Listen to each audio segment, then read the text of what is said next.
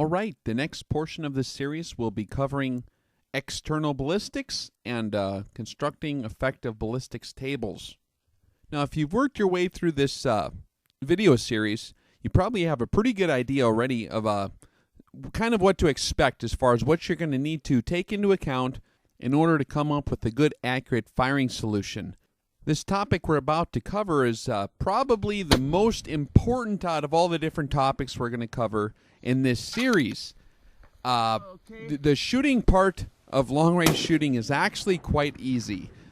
You could take most of your typical rifle hunters out from out of the field and get them laid down on the ground, and if you applied the proper elevation and traverse settings on the optic, they would be on target without a problem. The hard part about long-range precision rifle shooting is getting everything dialed in correctly and understanding all the various components of the science and arranging them in such a fashion that correctly accounts for all the different varying atmospheric conditions and gravity effects and all the different things that could happen and go on. So we spent a bunch of time reviewing some of these concepts in detail, and now we're going to revisit them. This should sort of be review. There's going to be some new components to this topic as we progress, but first we need to just do a real basic review again, stepping back and looking at the big picture at all the different pieces we've discussed earlier so that we can start arranging them and putting them together and graphically presenting them in a table system that's going to be effective in the field and easy to use, and it's not going to get you all confused under pressure. That's the hard part, is just getting all your data squared away and arranged properly. Once you have all your ballistic data formulated and composed and laid out logically in a set of ballistic tables, it's very quick and easy to come up with a firing solution for these long-range shots. So we'll show you how to get everything put together, and then we'll show you in detail how to most effectively use it. Bravo sector black. Bravo black, roger. Clinker 3. Range 805 meters. White Iron Maiden? White Iron Maiden. Roger that. Give me your firing solution. Solution's going to be 6.8 millirads. Roger that. Indexing. Index of 6.8. Roger that. Index On sight. 6.8. Shooter ready. You have the green light.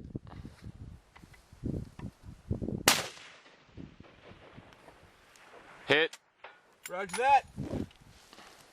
I'm ready for a new target. Okay. So let's review again real quick a basic trajectory curve, the flight path of the bullet here. We have our rifle on the far left here. You're going to notice we have the rifle, and the optic's going to be situated above the rifle. So what's going to happen is you're going to have a line of departure. That's the orientation of the axis of your bore. In order to hit a target at any kind of distance, you're going to have an elevation applied to that. It's going to be tilted upwards. So that's that red line of departure, the bore line there.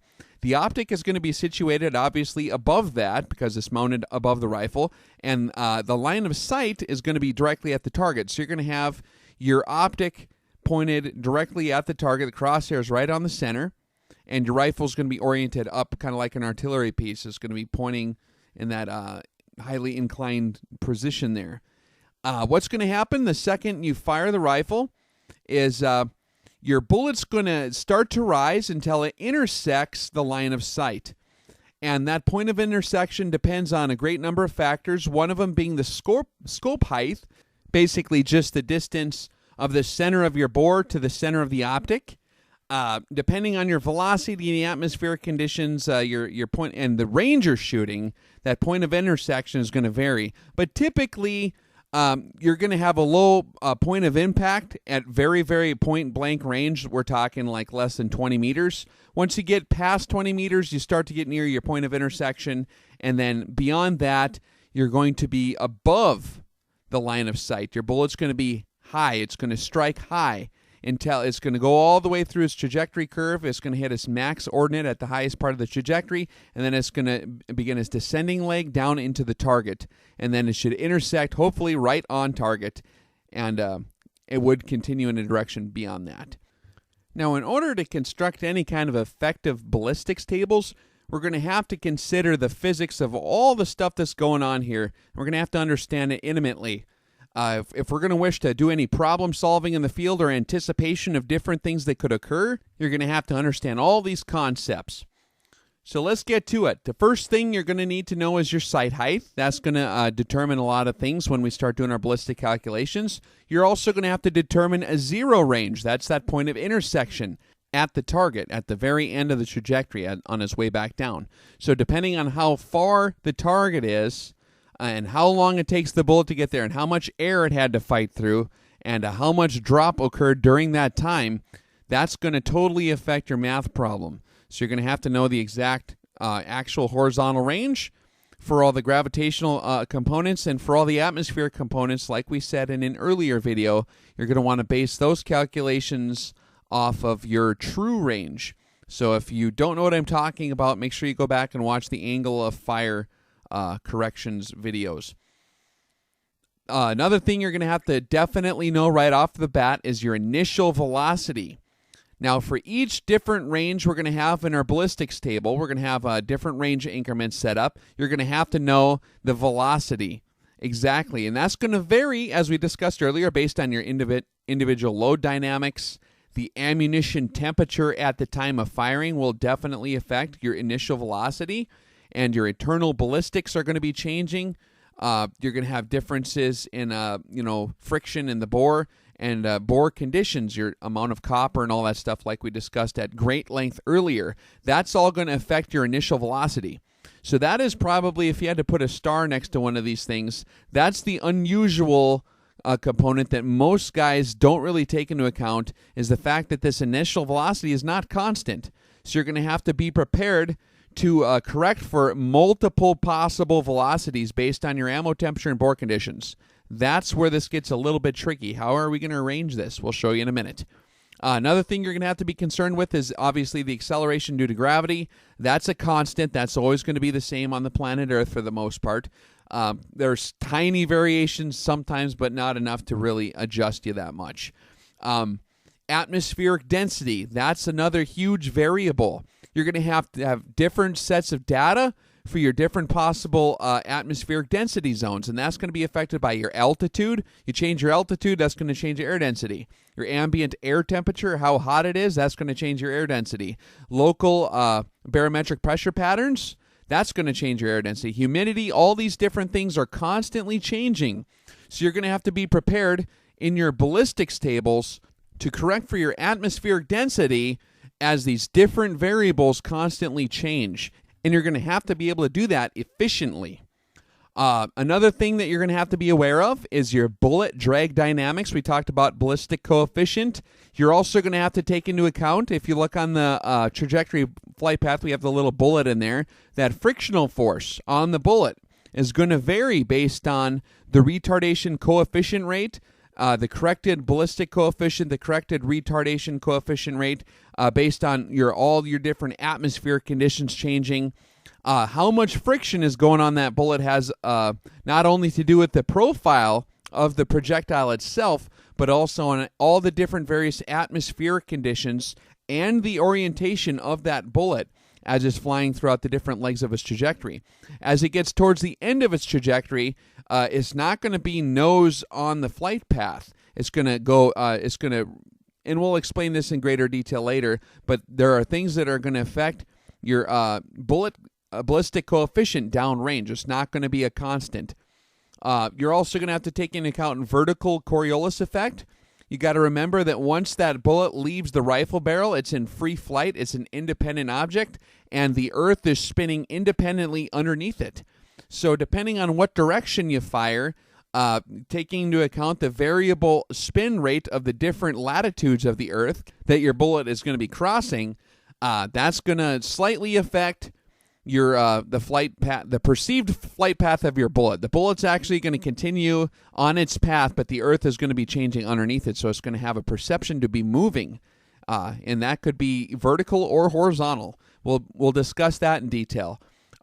You're also going to have to be pretty well versed in all your different trigonometry, converting angles, because when we're all said and done with the math problem, what you're going to have is a bullet drop in a physical distance unit of measurement. It's going to be in inches or feet or meters, depending on what kind of programs you're using, what equations you're using, and you're going to have to be able to convert that into something that's indexable on your optic. You have to remember that your elevation and windage knobs on your scope are in angular units of measurement. Even though your scope might say 1/4 inch, that's only talking about at a certain distance. But you're going to be shooting at multiple ranges, so you're going to have to be able to convert physical distance of measurement to the angular units on the scope. And when we're talking about the angular units, we're talking about the angle between the line of sight and the line of departure that it took to get your bullet on target, considering all your meteorological and environmental conditions and your muzzle velocity at that exact ammunition temperature, and considering the bore conditions when he took the shot. So there's a lot that's going to go into this. And not to mention all the different things you're going to have to account for. You're going to have to split up your different data into actual horizontal range and true range for high angle shots. And you have spin effects. You're going to have wind angles and wind speeds varying. You're going to have to take wind readings at several locations, your FFP, your max ordinate, and your target. And you're going to have to balance out all your atmospheric and meteorological conditions over the entire flight path of the bullet. So how is this even going to be possible? Seems kind of overwhelming. Well, the trick is here, there's 3 different ways we can accomplish this goal of getting our ballistic data as we need it in the field that's in a usable way. The first way that I'm going to show you how to do this is to set up a series of ballistics tables, and that's what this part of the series is going to be on, how to set up your tables. Another way we're going to show you how to do it, which is a little more accurate, the longhand way of doing it, is setting up a calc form, a calculation form. It's a form that we're going to use that's going to be able to be custom tailored to your exact independent variables that you're seeing on that day. It's going to be a little bit more complicated than the ballistic tables we're going to show you how to use. The ballistic tables are going to be kind of hasty. They're going to be real quick and easy to use in the field, and they're going to be actually pretty precise for most applications. The calc forms are going to be for those custom tailored extreme range shots where you have a small target, and you might have, or when you have conditions that are varying from the condition set that you had designated for your ballistic tables. So where the ballistic tables can't handle it, then you'll do a custom calculation form. I'll show you how to get those set up. And that's where you're going to use ballistic constants, and you're going to have to do a little bit of math in the field. The main difference between the two of these systems is that the ballistic tables I'm going to show you how to set up are going to have all the math pretty much done before you ever get out there. So all you're going to have to know is your target ranges and your true range and your actual horizontal range. You're going to have to make a wind determination. You're going to simply look at the table in the appropriate column, and everything's going to be basically predetermined in advance so that you don't have to do a lot of calculations. So it'll be very good for something to use under pressure. The third thing I'm going to show you how to do is how to effectively deploy one of your ballistic computer devices. A lot of you guys who are aware of how complicated this all gets have made the choice to go ahead and use the ballistic software. They have a lot of different devices, the Kestrel Horus, or some of you guys have apps on your little smartphones or whatever, those things, super phones or whatever. So there's a lot of different ballistic devices out there, but the problem is those things are only as precise as the inputs you put into them. So you're going to have to, I'm going to show you the best way to use those things and which numbers to plug in where, and some of the shortcomings that those have and how to get past those shortcomings. The main thing is going to be your muzzle velocity variation. That's something that those things aren't really anticipating, so they're not designed into the device to be like a normal input. although they usually do have functions to adjust for your independent muzzle velocity variation. So you're basically going to use the device kind of like normal, but you're going to custom tailor each firing solution for the exact muzzle velocity you anticipate based on your ammo temperature curve. So you're still going to need to do your muzzle velocity curve table that we showed you on the video before. So still go ahead and get that all squared away. And we'll basically go through that when we get there. But this first part, we're going to go through ballistics tables. So let me give you a brief introduction here to an example of how to set up your ballistic tables and what they're going to look like and how you're going to use them. So the first thing you're going to be having with you in the field is your muzzle velocity curve that you've been tracking. Now, you can use the little program that I showed you earlier to calculate a curve if you have no data, or if you just have very limited data points. It'll give you a generic muzzle velocity variation curve based on ammunition temperature. However, I strongly recommended in that last video that you actually go out and verify those muzzle velocities with the chronograph at those different temperatures. And once you start doing that, this math is going to be very, very, very precise. But if you're not actually confirming your muzzle velocities, that's going to be what throws you off. And usually when people accuse ballistic software of being wrong, it is actually their input variables being wrong, particularly muzzle velocity variation. They chronograph the load at first. They think it's constant. They think it's going to stay the same. And what happens is it changes when they're not paying attention. And that's what throws them off. So the first chart you're going to have is your muzzle velocity variation curve. So get that all ready to go. What you're going to do in the field is you're going to deploy the rifle, you're going to get your ammunition ready, and you're going to take an ammunition temperature reading to try to get a handle on what muzzle velocity you're going to anticipate for the shot you're going to take, because that's going to greatly affect your ballistic performance and your trajectory curve. So first thing you do is you measure your ammo temperature. You can either do it by feel if you're awesome, but probably the smarter way to do it is to use the infrared thermometer and just, as you're laying down, quickly zap your ammunition. It should take 1 second to do that. It'll give you a reading. All right, 62 degrees. So you'll look on your muzzle velocity chart, your curve, for 62 degrees. You'll see what velocities you've recorded at that temperature. And then when you go to your ballistics tables, here's what you're going to see.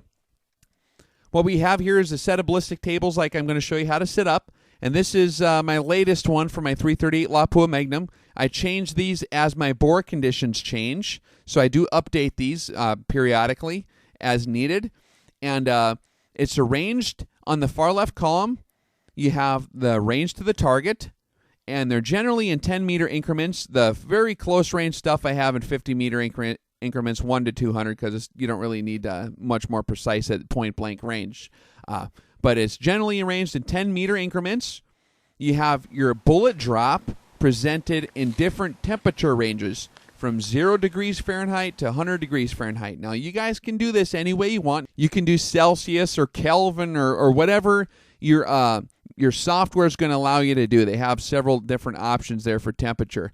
But, here in America, we use Fahrenheit, so that's what I'm showing you how to do. So, and these different temperatures are taking into account the muzzle velocity of the ammo at those temperatures. And that's right below the temperatures, you'll see the muzzle velocity at that temperature.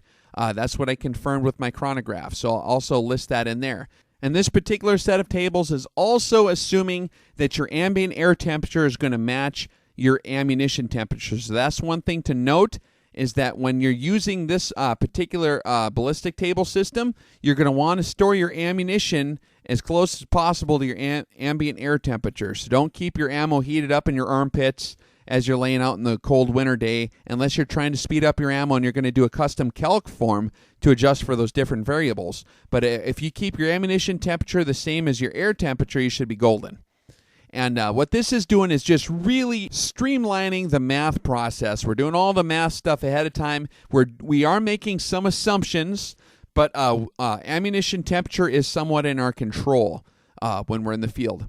So let's see here. So you're going to have your different columns for those different temperatures. So you simply look at your temperature. You measure the temperature of your ammo, and then you're going to index this air temperature. You're going to verify the velocity is kind of the same, and you're going to go down. Let's say your Your range is 420 meters, 70 degrees Fahrenheit. For this particular load, you're going to index 2.3 mils on the scope, or hold over 2.3. And you basically have your firing solution ready to rock and roll at a glance, like in a couple seconds. So that's nice. Also, I have here the wind Holdoff in mils. And we can custom adjust these different columns for whatever units you're going to use. I'm going to show you how to go through all this and set this up yourself. And I have that in 0, 50, and 100 degree increments because, like we talked about in our wind videos, different air temperatures have different density of that air, obviously. And if you have more dense air or less dense air, that's going to push on your bullet difference. So a 10 mile an hour wind is not going to push on the bullet the same. It depends on the air density of that 10 mile an hour wind. So that's why I have the 3 different temperature columns there. And then I also did put in a moving target thing in here, and I have it set up for 1 foot per second per target. And I'll show you how to get these things set up and whatnot. Also, another thing you're going to want to be aware of is you're going to want to make sure you get your transonic zone recorded. That's where the bullet, you want to be aware of your velocity at the various ranges and when your bullet goes subsonic. That's going to determine the maximum range of your cartridge. And if you look at this page here, you can see how as the temperature increases, your muzzle velocity was fast enough to give you like 150 or almost 200, well, over 200 meters of extra range just from the ammo being hotter from the difference between 0 degrees and 100 degrees. So depending on temperature, that'll greatly affect your muzzle velocity, and that's why the difference in maximum range is here. The red colors I have color-coded basically for that is your max range. That's actually the first subsonic range recorded. And then on the back of the table, I'm going to have the Spindrift here. I'll show you how to get that set up and other little tricks and things, little ideas you can do for your ballistics tables. Highly customizable. I'm trying to equip you guys with the actual conceptual knowledge to where you don't have to just take a template and copy it. You can actually understand this information good enough to customize it to suit your specific mission criteria. And you guys are going to have way too much fun playing with all this once I show you the basic way you want to get this set up. Now, your barometric pressure changes. You're going to have a different sheet, the way I have this particular way set up for different barometric pressures. So this one is set up for my barometric pressure zone, which is 29.92 inches of mercury. You can also do millibars or whatever measurements you want. Now, if you are operating in mountainous terrain, if you're in western Montana, Wyoming, Alaska, Afghanistan, someplace like that, you're definitely going to want to make sure that you don't just stop with you don't want to just have the one set of ballistic tables for the altitude that you're at. You're going to want to make sure that you have a set of these ballistics tables for each of the possible different air density zones. Okay, so that's another thing. You're going to have several copies of the same table, each one being in your different air densities. Okay, so it's actually pretty simple once you get them built. And they work very, very well, surprisingly, for as many things as were simplified. These are streamlined. They're not 100% precise. Unless you're trying to take off a bottle cap or something at 1,000 meters, this is going to do pretty good. If you're trying to shoot at a mile, you're going to want to do a calc form.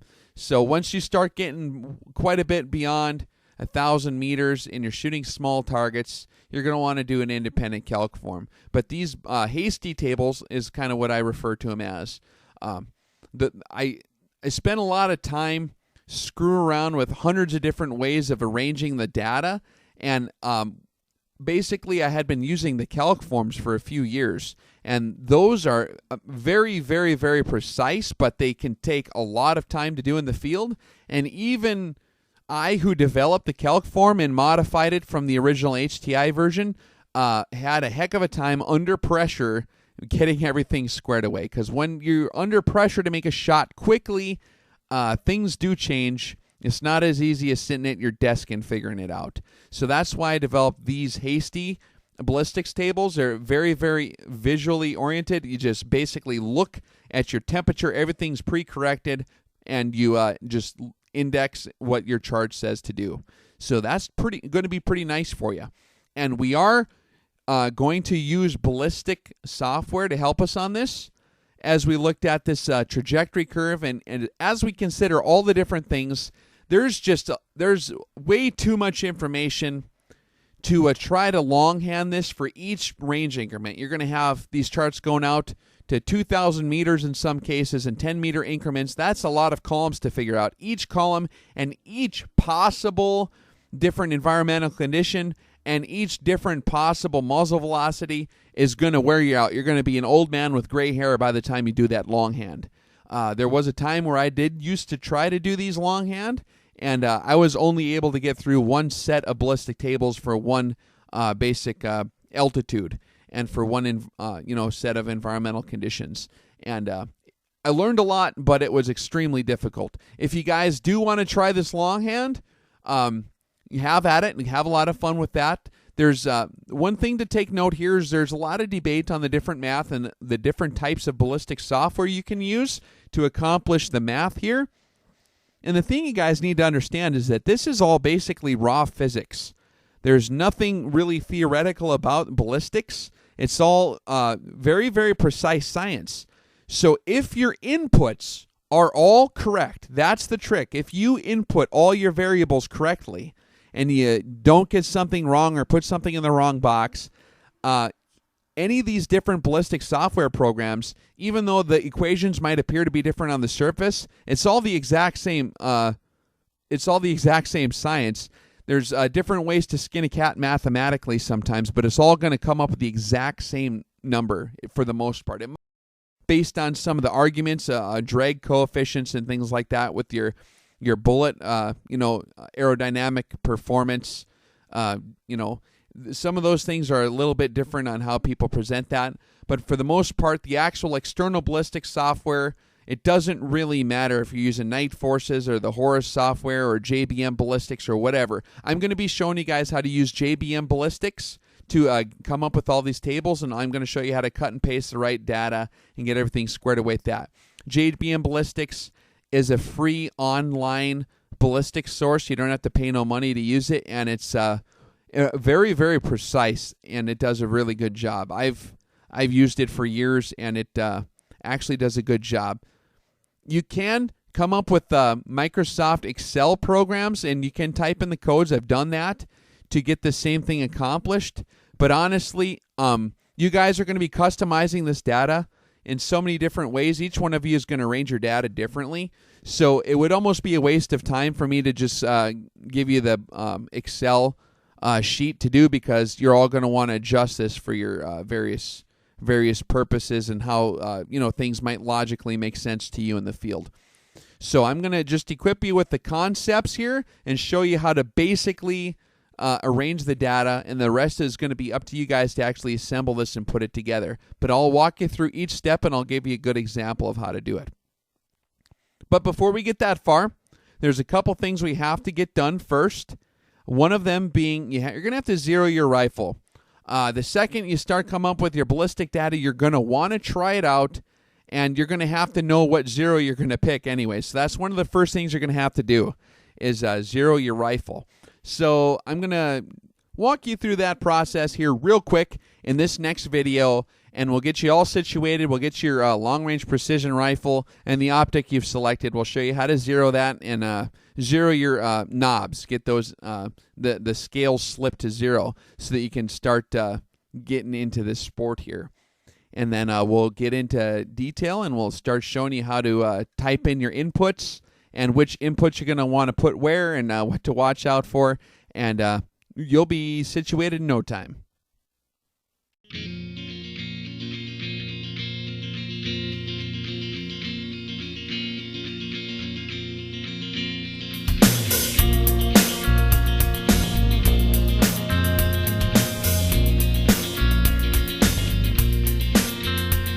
To be what you want me to be,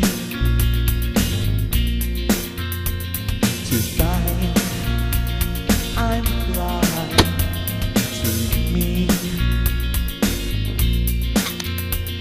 to feel so hollow without to run my city till blue.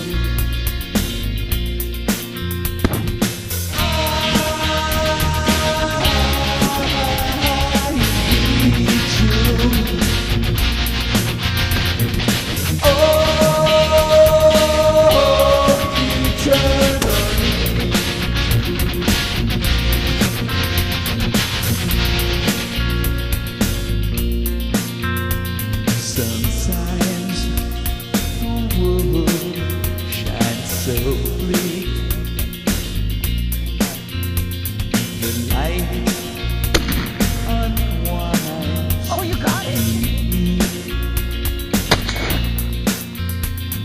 Unlock your mystery.